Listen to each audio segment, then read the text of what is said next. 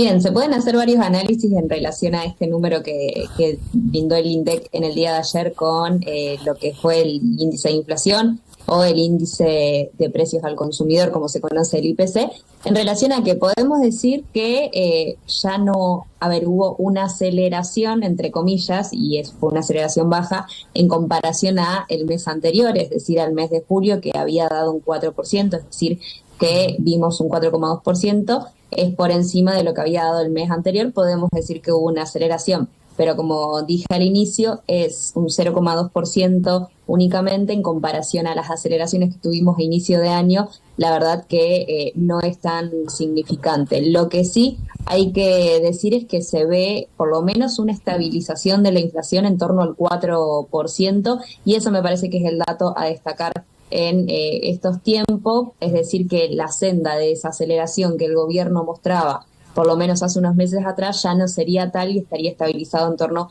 al 4%. También algo para decir de este dato de inflación es que por primera vez el sector que más incremento tuvo y que mayor incidencia, es decir, que más golpeó a este dato de inflación del mes de agosto fue el rubro de los servicios. Y acá algo para decir, antes estábamos acostumbrados a que lo que mayor incremento tenía eran los bienes transables, los bienes finales de consumo, principalmente también los bienes de alimento, de la canasta básica alimentaria, es decir, estábamos acostumbrados a ir al supermercado y ver ese incremento de precios a la diaria. ¿Qué fue lo que pasó ahora? Ese índice de precios de alimentos se estabilizó en torno a un 3%, ya venimos hace casi 3 meses con este 3% de incremento de los bienes de la canasta básica alimentaria, pero lo que mayor incremento tuvo fue el rubro servicios, principalmente lo que es el rubro de vivienda, electricidad, gas, y esto tiene que ver principalmente con la quita de subsidios a las tarifas eléctricas, a la tarifa de gas, también al transporte, que fue uno de los rubros que mayor incremento tuvo. Por lo tanto, la decisión política del gobierno de ir eliminando los subsidios ha golpeado de lleno en este índice de precios del consumidor, que fue el que mayor, como decía, crecimiento tuvo, en torno al 7%. Creo que todos nos dimos cuenta en el mes de agosto cuando nos llegaron las boletas de luz, de gas, el incremento que tuvo y claramente lo que eso significó en relación a nuestros ingresos, a nuestros salarios, que claramente golpeó de lleno. Así que varios análisis en relación a este dato. En primer lugar, como decía, una estabilización en torno al 4%, podemos decir, de la inflación, y por el otro lado, por primera vez el rubro servicios creciendo por encima de lo que es el rubro alimentos, es decir, hay una tendencia diferente a lo que venía siendo el crecimiento de la inflación, por lo menos en los meses anteriores. Claro, justamente hablas de una estabilización en torno al 4%, por ahí puede parecer poco comparado quizás con meses o años anteriores. El tema es que 4% sigue siendo un número alto, ¿no? Y se podrá sostener este 4%, ¿qué se ve con perspectivas a futuros? ¿Quedará ahí estabilizado en 4%? ¿Seguirá bajando o hay riesgos de que vuelva a aumentar?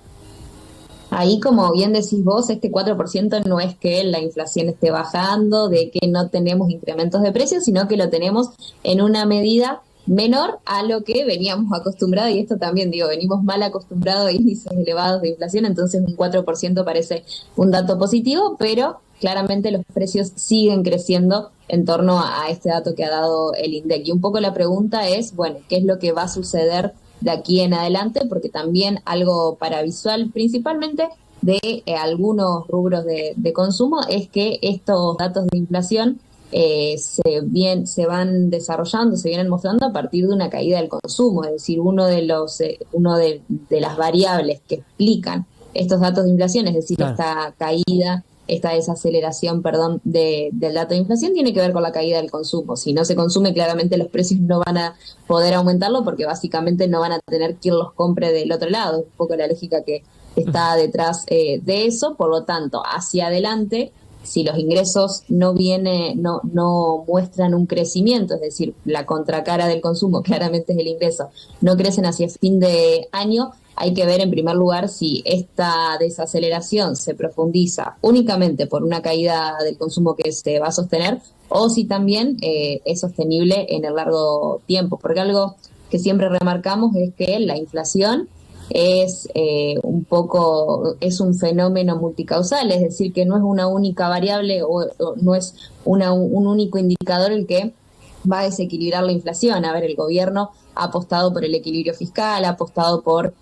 también mantener la cuestión monetaria estabilizada, pero hacia fin de año, si no ingresan los dólares, si el tipo de cambio empieza a crecer, que es una de las variables que tiene controlada, y si los ingresos siguen cayendo, no sabemos si estos datos de estabilización de la inflación se pueden sostener o no. Claro. Y ahora justamente con respecto a los ingresos, ¿qué pasa con los salarios? Hay una frase muy conocida por todos que la inflación va por ascensor y los salarios por escaleras. En este momento, ¿van ambos por escaleras o todavía la inflación sigue yendo por ascensor y los salarios por escaleras? Bien, sí, creo que históricamente la Argentina va a hacer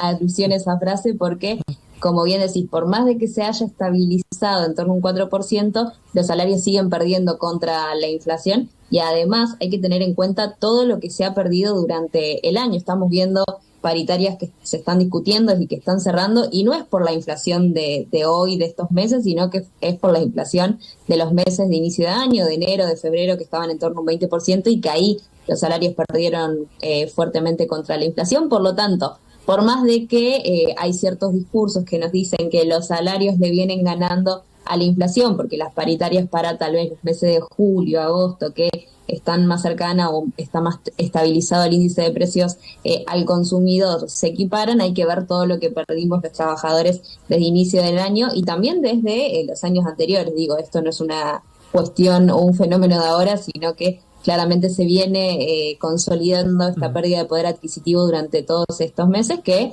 profundiza lo que decía también en el análisis de la caída del consumo. La caída del consumo viene a partir de esta pérdida de poder de adquisitivo que se profundiza con los meses, así que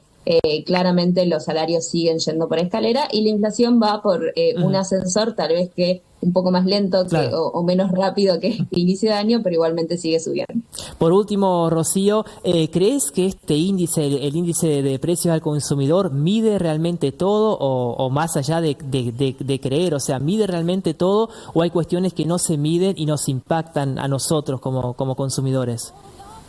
Sí, el índice de precios al consumidor tiene una metodología bastante exhaustiva, que algo también para decir, ya el INDEC presentó una forma de medición que va a cambiar durante este año. Eso no quiere decir de que el actual índice no esté midiendo correctamente, sino que algo que siempre remarcamos, los consumos de cada uno de nosotros han variado durante estas décadas. La metodología del índice de precios al consumidor es del año 2003 y nosotros pensamos el peso que tenía, por ejemplo, las facturas